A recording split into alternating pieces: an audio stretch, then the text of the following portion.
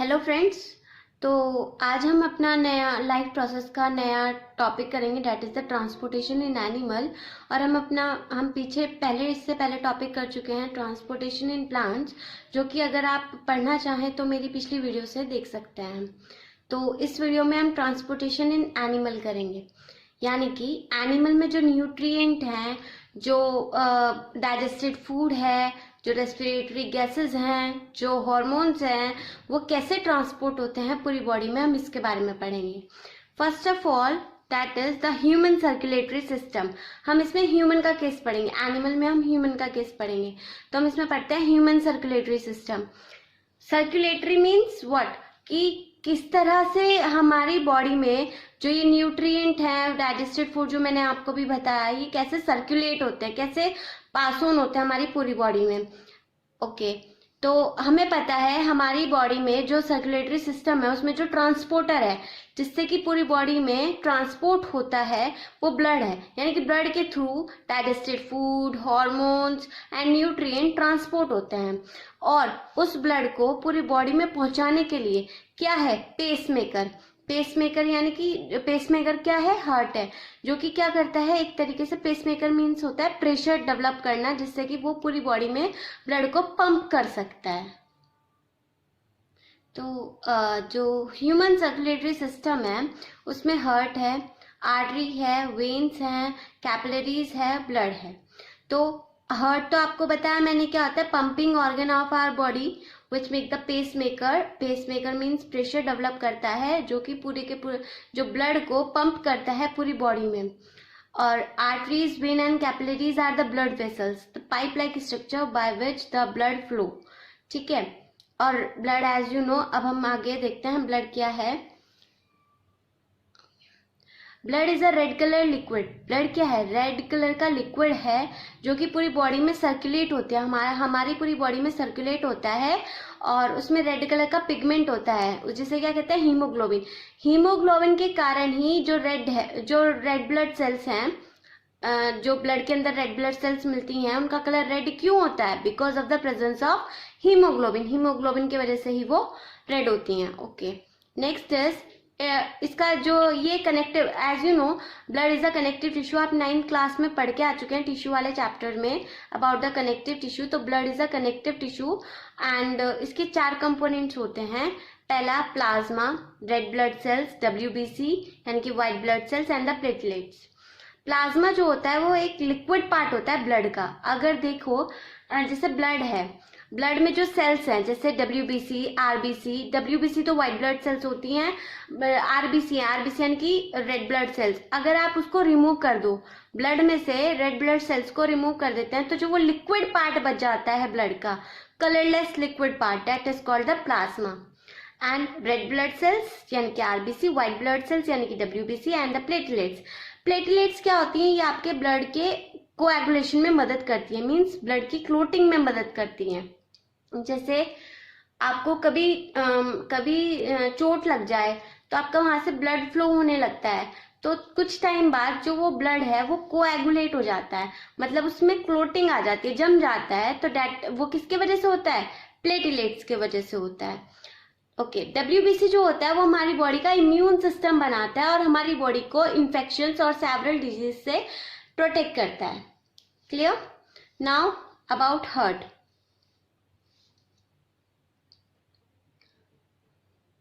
As you know, heart is a 4-chambered. In the case of mammals or in the case of apes also, heart जो होता है वो 4 chambered heart होता है। ठीक है, heart मैंने आपको भी ऊपर बताया, heart is a pumping organ of our body. It act as a pump to push the blood from to all the parts of the body.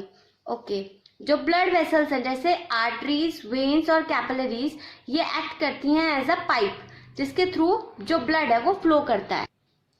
Okay, तो अभी मैंने आपको ब्लड वेसल्स के बारे में बताया। 3 टाइप्स की ब्लड वेसल्स होती हैं, आर्टरीज, वेन्स एंड कैपिलरीज। अब हम देख लेते हैं वो कैसे होती हैं।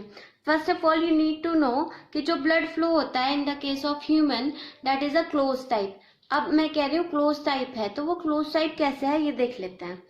ये क्या है, हार्ट। ठीक है, अब हार्ट है तो यहाँ पे क्या हो रहा है, कि जो ये आर्टरीज हैं, हम अभी जो आर्टरी से जो ब्लड आएगा, ठीक है, जो आर्टरी से ब्लड आएगा वो क्या होगा, जब पूरी बॉडी में जा रहा होगा तो वो छोटी छोटी ट्यूब्स में कन्वर्ट हो जाएगा। ठीक है, इन छोटी छोटी ट्यूब्स को क्या कहेंगे, कैपिलरीज।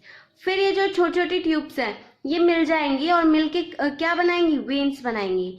तो डेट इज, ये क्या हो रहा है, पूरा क्लोज हो रहा है। कैसे, हार्ट है, हार्ट से जो ऑक्सीजनेटेड ब्लड है, ऑक्सीजनेटेड, चलो अभी ऑक्सीजनेटेड और डीऑक्सीजनेटेड की बात नहीं करते हैं, ब्लड की ही बात करते हैं। हार्ट से जो ब्लड पंप हो रहा है पूरी बॉडी में, वो पूरी बॉडी में कैसे जाएगा, थ्रू कैपिलरीज, यानी कि पतली पतली सी, छोटी छोटी सी पतली पतली क्या होती हैं, पाइप लाइक स्ट्रक्चर्स होते हैं, that is called the capillaries.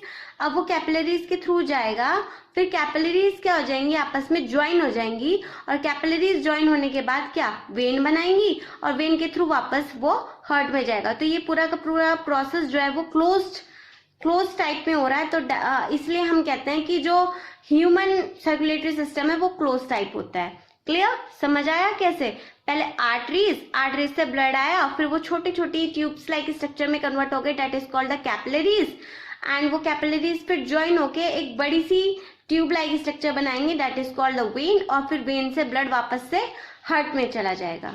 ठीक है, अब हम आगे देखते हैं। Okay, now we need to understand oxygenated blood and deoxygenated blood. Oxygenated blood वो होता है जिसमें जो ब्लड है, ब्लड में ऑक्सीजन मिली हुई है, मतलब एज यू नो, मैंने अभी बताया कि जो ब्लड होता है वो रेस्पिरेटरी गैसेस को भी ट्रांसपोर्ट करता है, और रेस्पिरेटरी गैसेस क्या है, ऑक्सीजन एंड CO2, तो मतलब कार्बन डाइऑक्साइड। तो अब क्या है, ऑक्सीजनेटेड ब्लड क्या होगा, जब ब्लड में ऑक्सीजन मिली हुई होगी तो उसे कहेंगे ऑक्सीजनेटेड ब्लड, यानी कि प्योरिफाइड ब्लड। उसके बाद next is deoxygenated blood. Deoxygenated blood कौन सा ब्लड होगा, ब्लड प्लस CO2, यानी कि कार्बन डाइऑक्साइड। जब ब्लड में कार्बन डाइऑक्साइड मिल जाएगी तो that is called the impure blood, तो वो क्या कहलाएगा, डीऑक्सीजनेटेड ब्लड कहलाएगा, और वो उसको इम्प्योर ब्लड को प्योरिफाइड होने के लिए कहाँ पे जाना पड़ेगा, लंग्स के पास जाना पड़ेगा।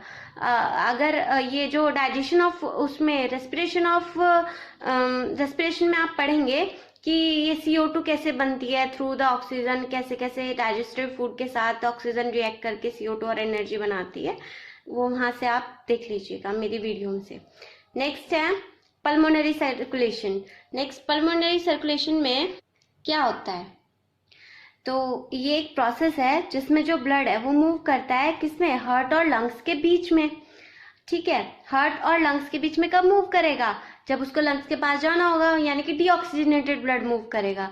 तो it transport deoxygenated blood to lungs to absorb oxygen and release CO2, and then the deoxygenated blood converted into oxygenated blood. ठीक है, और वो जो ऑक्सीजनेटेड ब्लड है वो हार्ट में वापस से फ्लो हो जाता है। मीन्स देखिए, जैसे ये एक प्रोसेस है जिसमें जो ब्लड है वो हार्ट से लंग्स में मूव करता है। जैसे जो आपको भी मैंने बताया, लंग्स में, हार्ट से लंग्स में कब जाएगा ब्लड, जब डीऑक्सीजनेटेड होगा, यानी कि ब्लड में क्या मिली हुई होगी, CO2 मिली हुई होगी। तो ये जो ट्रांसपोर्ट, ये pulmonary, as you know pulmonary means what, lungs. Pulmonary word आता है लंग्स के लिए, तो ये ट्रांसपोर्ट करता है डीऑक्सीजनेटेड ब्लड को। डीऑक्सीजनेटेड ब्लड क्या होता है, जिसमें CO2 मिली हुई है, उस ब्लड को ट्रांसपोर्ट करता है लंग्स में, और लंग्स में ऑक्सीजन को एब्जॉर्ब करता है ब्लड और CO2 को रिलीज कर देता है। फिर CO2 through the nasal cavity वो बाहर निकल जाती है, और जो ऑक्सीजन ब्लड में मिल जाती है तो कैसा हो जाता है, ब्लड ऑक्सीजनेटेड हो जाता है। ठीक है, तो अब क्या हुआ, जो ऑक्सीजनेटेड ब्लड है फिर वो वापस से हार्ट में जाएगा। ठीक है, next systematic circulation. Systematic circulation में क्या होता है, ये एक प्रोसेस है जिसमें जो ब्लड है वो मूव करता है हार्ट में और पूरी बॉडी में। यानी कि जो मैंने आपको बताया, हार्ट क्या होता है, पंपिंग ऑर्गन होता है, it pump the blood, oxygenated blood को पंप करता है तो पूरी बॉडी में, ताकि वहां पे क्या हो सके, रेस्पिरेटरी गैसेस हर सेल के, यानी कि ऑक्सीजन जो है वो हर सेल के पास जा सके, और वहां पे फूड का, डाइजेस्टेड फूड से एनर्जी निकाल सके, लिबरेट कर सके, और CO2 लिबरेट कर सके। ओके, नेक्स्ट, जो हार्ट का, एज यू नो हार्ट का साइज कितना होता है, जो आपकी लेफ्ट फिस्ट होती है ना, लाइक मुट्ठी जिसे कहते हैं, लेफ्ट फिस्ट जो होती है वो आपका हार्ट का साइज होता है। ठीक है, तो अब देखते हैं इसमें हार्ट में क्या होता रहता है, रिदमिक कॉन्ट्रैक्शन और रिलैक्सेशन हो रही होती है आर्ट्रियम और वेंट्रिकल में। अगर आर्ट्रियम कॉन्ट्रैक्ट करेगा तो जो वेंट्रिकल है वो रिलैक्स करेगा, अगर वेंट्रिकल कॉन्ट्रैक्ट करेगा तो जो आर्ट्रियम है वो रिलैक्स करेगा। ओके, तो हम हार्ट में जो पंपिंग है ब्लड की, जो सर्कुलेशन है हार्ट के अंदर, वो थोड़ा सा हम इस फ्लो चार्ट से समझ लेते हैं। First of all you need to know कि जो ये होती हैं, जो आर्टरीज होती हैं वो ब्लड को हार्ट से बाहर लेके जाती हैं, और जो वेन्स होती हैं वो उसको ब्लड को हार्ट के अंदर लेके आती हैं। ठीक है, अब बस इसमें कुछ एक्सेप्शन है, वो मैं आपको भी आगे बताती हूँ। ठीक है, पहले हम समझते हैं थोड़ा सा। देखिए, जो लंग्स है, लंग्स से पल्मोनरी वेन के थ्रू, पल्मोनरी वर्ड्स किसके लिए होता है, लंग्स के लिए होता है। तो अगर लंग्स में ब्लड जा रहा है या लंग्स से ब्लड आ रहा है तो वो किससे होगा, पल्मोनरी वेन या आर्टरीज जो भी हैं। अब क्या हुआ, लंग्स से पल्मोनरी वेन के through oxygenated blood left atrium में आएगा। एज यू नो, मैंने आपको बताया जो हार्ट है वो 4 चैम्बर्ड है। 4 चैम्बर्ड कौन कौन से हो गए, पहला चैम्बर लेफ्ट आर्टरियम, दूसरा चैम्बर लेफ्ट वेंट्रिकल, तीसरा चैम्बर राइट आर्टरियम एंड चौथा चैम्बर राइट वेंट्रिकल। ठीक है, चारों चैम्बर पता चल गया आपको, left atrium, left ventricle, right atrium and right ventricle. अभी मैंने आपको बताया कि जो आर्टरीज हैं वो ब्लड को हार्ट से दूर लेके जाएंगी और जो वेन्स है वो हार्ट में लेके आएंगी ब्लड को। लेकिन यहाँ पे एक्सेप्शन है, क्या एक्सेप्शन है, इसमें जो लंग से लेफ्ट आर्टरियम में जो ब्लड आता है वो पल्मोनरी वेन के थ्रू आता है। तो बस यही एक्सेप्शन है। ठीक है, और इसमें कैसा ब्लड आ रहा है, ऑक्सीजनेटेड ब्लड आ रहा है, कहाँ पे, लेफ्ट आर्टरियम में। अब लेफ्ट आर्टरियम में जब ब्लड आ गया, मैंने अभी आपको इससे पहले एक पॉइंट बताया था कि इसमें रिदमिक कॉन्ट्रैक्शन और रिलैक्सेशन चल रहा होता है। जब भी ब्लड फिल होगा, ठीक है, ऑक्सीजनेटेड ब्लड जब लेफ्ट आर्टरियम में फिल होगा, वो कब होगा, उस टाइम पे जो लेफ्ट आर्टरियम है वो रिलैक्स फेस में होगा। रिलैक्स होगा तभी तो ब्लड फिल होगा, जब तो उसको ज्यादा स्पेस मिलेगा ब्लड को फिल होने के लिए। तो जब भी ब्लड पल्मोनरी वेन के थ्रू, लंग से पल्मोनरी वेन के थ्रू लेफ्ट आर्टरियम में जब भी ब्लड आएगा तो जो लेफ्ट आर्टरियम है वो रिलैक्स मोड पे होगा। ठीक है, उसके बाद जब ये पूरा फिल हो जाएगा तो ये लेफ्ट आर्टरियम क्या करेगा, कॉन्ट्रैक्ट करेगा। लेफ्ट आर्टरियम जब कॉन्ट्रैक्ट करेगा तो उस टाइम पे जो लेफ्ट वेंट्रिकल है वो रिलैक्स हो जाएगा। यानी कि इसमें वाइस वर्सा चलता रहता है फंक्शन, ये कॉन्ट्रैक्ट करेगा तो ये रिलैक्स होगा, ये रिलैक्स होगा तो ये कॉन्ट्रैक्ट करेगा। ठीक है, अभी तक तो ये रिलैक्स था, अब ये क्या होगा, लेफ्ट आर्टरियम कॉन्ट्रैक्ट करेगा। कॉन्ट्रैक्ट यानी कि दबेगा। जब लेफ्ट आर्टरियम कॉन्ट्रैक्ट करेगा तो जो यहाँ पे वॉल्व है, ठीक है, ये है आपकी बाइकस्पिड वॉल्व, बाइकस्पिड वॉल्व खुल जाएगी, ओपन हो जाएगी। जैसे ही ये वॉल्व ओपन होगी तो जो सारा का सारा ब्लड है वो लेफ्ट वेंट्रिकल में चला जाएगा। अभी मैंने बताया ये कॉन्ट्रैक्ट करेगा तो रिलैक्स करेगा। इस टाइम पे वेंट्रिकल क्या कर रहा है, रिलैक्स कर रहा है, तो सारा का सारा ब्लड कहाँ चला गया, लेफ्ट वेंट्रिकल में चला गया। ओके, अब लेफ्ट वेंट्रिकल के थ्रू जो ब्लड है वो पूरी बॉडी में जाएगा, पूरी बॉडी में ट्रांसफर हो जाएगा by main artery, that is called aorta. ठीक, मेन आर्टरी के थ्रू सारा का सारा blood from the left ventricle कहाँ चला जाएगा, बॉडी ऑर्गन में चला जाएगा। अब बॉडी ऑर्गन में जाने के बाद मतलब बॉडी के सेल्स के पास चला जाएगा। अब बॉडी के सेल्स के पास क्या है, डाइजेस्टेड फूड है। डाइजेस्टेड फूड, वहां पे जो ब्लड है, ब्लड ऑक्सीजन रिलीज करेगा, फिर डाइजेस्टेड फूड के साथ ऑक्सीजन रिएक्ट होगी और एनर्जी बनाएगी, CO2 बनाएगी और H2O बनाएगी। वो जो CO2 है अब वो ब्लड के साथ मिल जाएगी। तो ब्लड कैसा हो गया, जब ब्लड के साथ CO2 मिलेगी तो ब्लड कैसा हो गया, डीऑक्सीजनेटेड हो गया। अब जो वो डीऑक्सीजनेटेड ब्लड है वो मेन वेन यानी कि वेना केवा के थ्रू वो जाएगा कहाँ पे, third chamber, that is right atrium में। ठीक है, through the vena cava. Vena cava क्या है, मेन वेन है, सबसे मेन वेन है वेना केवा, और इधर से मेन आर्टरी है अरोटा। तो मेन वेन के थ्रू जो डीऑक्सीजनेटेड ब्लड है वो कहाँ जाएगा, राइट एट्रियम में जाएगा। इस टाइम पे राइट एट्रियम में जब ब्लड जा रहा होगा तो इस टाइम पे जो एट्रियम है वो क्या हो रहा होगा, आपका रिलैक्स मोड पे होगा। ठीक, अब इसमें ब्लड फिल हो गया, अब क्या होगा, जो राइट एट्रियम है ये कॉन्ट्रैक्ट करेगा। जैसे ही ये कॉन्ट्रैक्ट करेगा तो यहाँ पे जो वॉल्व है that is called tricuspid valve, ये जो वॉल्व है ये खुल जाएगी, वॉल्व खुलेगी तो सारा का सारा ब्लड जब ये कॉन्ट्रैक्ट करेगा तो ये रिलैक्स करेगा। अब सारा का सारा ब्लड कहाँ, राइट वेंट्रिकल में जाएगा। एक मैं बता देती हूँ, जो वॉल्व है बाइकस्पिड और ट्राइकस्पिड वॉल्व, इनका काम क्या है, ताकि ये ब्लड को बैक फ्लो ना होने दे। ठीक है, जब ब्लड इसमें फिल हो जाता है तो ये बंद हो जाती हैं। क्लियर? ओके, अब राइट वेंट्रिकल में ब्लड आ गया, मैंने आपको बताया। ठीक है, राइट वेंट्रिकल में ब्लड आने के बाद कौन सा ब्लड था, डीऑक्सीजनेटेड ब्लड था। अब वो blood through the pulmonary artery कहाँ जाएगा, लंग्स के पास जाएगा प्योरीफाई होने के लिए। ठीक है, अब मैंने आपको एक चीज बताई थी कि जो आर्टरीज हैं वो ब्लड से दूर लेके जाती हैं, ब्लड से दूर लेके जाती हैं, हार्ट से दूर लेके जाती हैं ब्लड को, बट जो वेन है वो कहाँ पे लेके आती हैं, हार्ट के अंदर लेके आती हैं। बट वही है, पल्मोनरी वेन अंदर लेके आई और जो पल्मोनरी आर्टरी है वो हार्ट से दूर लेके गई उसको, ब्लड को लंग्स के पास प्योरीफाई होने के लिए। ठीक है, ओके, तो हम थोड़ा सा इनसाइड स्ट्रक्चर देख लेते हैं ह्यूमन हार्ट का।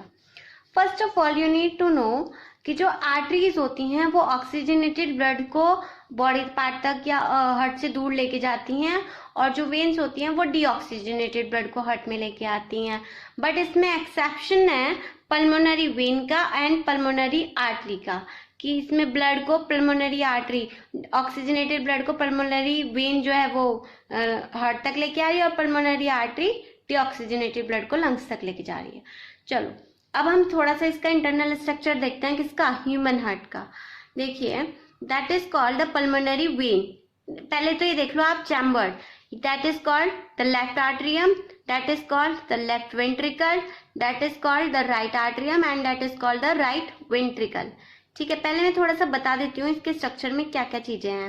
ये तो आपको मैंने बताया चैम्बर्ड है, ये आपकी पल्मोनरी वेन है, ये आपकी मेन वेन है यानी कि जिससे कहते हैं अरोटा, ये आपकी पल्मोनरी आर्टरीज है and that is the main artery that is called the vena cava.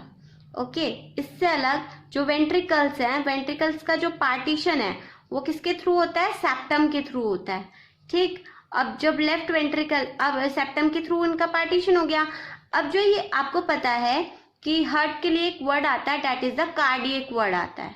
ठीक है, तो जो हार्ट की जो मसल्स होती हैं आप उसमें पढ़ के आ चुके हैं, टिश्यू वाले चैप्टर में कार्डियक मसल पढ़ के आ चुके हैं, दैट इज द इनवोलेंट्री होती है कार्डियक मसल।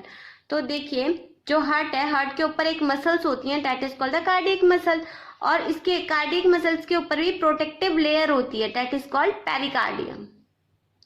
ठीक है, अब हम इसका फंक्शन देख लेते हैं कैसा होता है।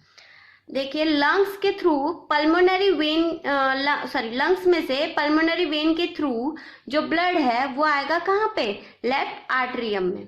ठीक है, इस टाइम पे मैंने बताया इसमें रिदमिक रिलैक्सेशन एंड कॉन्ट्रैक्शन चलती रहती है एंड वाइस वर्सा होता रहता है दोनों में, वेंट्रिकल्स और उसमें आर्टरियम में। तो जब पल्मोनरी वेन के थ्रू जब इसमें लेफ्ट आर्टरियम में जब ब्लड आ रहा होगा तो इस टाइम पे जो लेफ्ट आर्टरियम है वो रिलैक्स मोड पे होगा। ठीक है, क्योंकि ब्लड को फिल होना है इसके अंदर, तो ये रिलैक्स मोड पे होगा। और ये जो V1 वॉल्व है ये भी क्या रहेगी, बंद रहेगी इस टाइम पे, रिलैक्स मोड पे होगा। तो अब क्या हुआ, अब ब्लड आया, जब इसमें पूरा भर जाएगा ब्लड, किसमें, लेफ्ट आर्टरियम में जब पूरा ब्लड भर जाएगा तो ये कॉन्ट्रैक्ट होगा, लेफ्ट आर्टरियम क्या होगा, कॉन्ट्रैक्ट होगा। अब लेफ्ट आर्टरियम कॉन्ट्रैक्ट हुआ तो लेफ्ट वेंट्रिकल क्या होगा, रिलैक्स होगा ऑफ कोर्स। जैसे ही लेफ्ट वेंट्रिकल रिलैक्स होगा तो जो लेफ्ट आर्टरियम है इनके भी ये कॉन्ट्रैक्ट हुआ, तो जो ये V1 वॉल्व है यानी कि मैंने आपको बताया बाइकस्पिड वॉल्व, ये क्या हो जाएगी, ओपन हो जाएगी, ये खुलेगी, तो जो सारा का सारा ब्लड है वो कहाँ जाएगा, लेफ्ट वेंट्रिकल में चला जाएगा।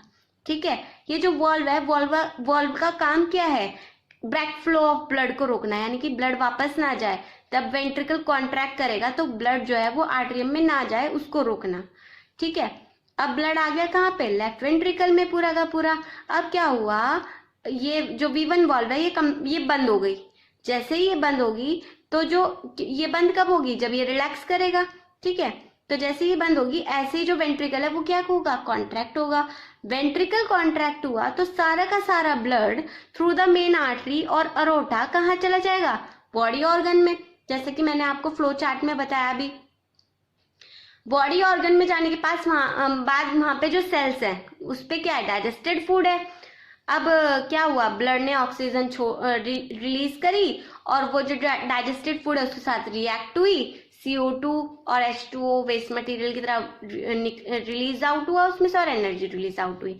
जो CO2 रिलीज आउट हुई वो ब्लड में हीमोग्लोबिन के साथ क्या हो गई, कंबाइन हो गई। अब कंबाइन होने के बाद जो ब्लड है वो कैसा हो गया, डीऑक्सीजनेटेड हो गया। अब जो डीऑक्सीजनेटेड ब्लड है वो मेन मेन वेन के through, that is called the vena cava, उसके थ्रू कहाँ पे आया, राइट एट्रियम में आया। जैसे मैंने आपको बताया जब भी ब्लड आएगा तो ये रिलैक्स मोड पे होगा। अब ये जब रिलैक्स मोड पे है तो जो ये वॉल्व है ये बंद है, ठीक है। जब ये कॉन्ट्रैक्ट करेगा तो ये वॉल्व है ये खुल जाएगी और जैसे ही फिर से रिलैक्स होगा तो ये जो वॉल्व है फिर बंद हो जाएगी। तो अब क्या हुआ, राइट एट्रियम में ब्लड, डीऑक्सीजनेटेड ब्लड बढ़ने लगा, फिल आउट होने लगा थ्रू द मेन वेन, ठीक है। अब इसमें फिल हो गया पूरा ब्लड, तो जो ये अब क्या होगा, ये कॉन्ट्रैक्ट करेगा, मेन आर्टरियम जो है वो कॉन्ट्रैक्ट करेगा ऑफ कोर्स। तो जो V2 है यानी कि ये अब आपकी वॉल्व है, ट्राइकस्पिड वॉल्व, इससे ब्लड थ्रू द किस में आ जाएगा, वेंट्रिकल में। जब वेंट्रिकल में ब्लड आएगा, राइट वेंट्रिकल में ब्लड आएगा तो कैसा होगा, ये इस टाइम पे ये रिलैक्स कर रहा होगा ऑफ कोर्स, ठीक है। फिर जैसे ही राइट वेंट्रिकल आपका कॉन्ट्रैक्ट करेगा तो आपका जो V2 वॉल्व है ये बंद हो जाएगी। ये कॉन्ट्रैक्ट करेगा तो सारा का सारा ब्लड यहाँ से पल्मोनरी आर्टरी के थ्रू कहाँ पे जाएगा, लंग्स के पास जाएगा। डीऑक्सीजनेटेड ब्लड है तो लंग्स के पास गया, लंग्स के पास जाने के बाद वहां से CO2 रिलीज हो गई थ्रू द नेसल कैविटी और ब्लड में दोबारा से ऑक्सीजन फिल हो गई। जैसे ही ऑक्सीजन फिल हुई तो दोबारा से ब्लड कैसा हो गया, ऑक्सीजनेटेड हो गया। ब्लड ऑक्सीजनेटेड हो गया तो पल्मोनरी वेन के थ्रू फिर से वही प्रोसेस होगा। तो that is called the double circulation. Double circulation क्यों कहा गया है इसको, क्योंकि जो ब्लड है वो हार्ट के अंदर 2 बार आ रहा है। एक बार ऑक्सीजनेटेड ब्लड जा रहा है हार्ट में से पंप होके, एक बार डीऑक्सीजनेटेड ब्लड पंप होके जा रहा है लंग्स के पास। क्लियर? ओके, तो हमारा जो ये टॉपिक है that is the circulation in animals, ये कंप्लीट हो चुका है। अब हम अपना जो इस चैप्टर का लाइफ प्रोसेसेस का जो लास्ट टॉपिक है दैट इज द एक्सक्रीशन, उसको अपनी नेक्स्ट वीडियो में कंटिन्यू करेंगे। Okay, thank you.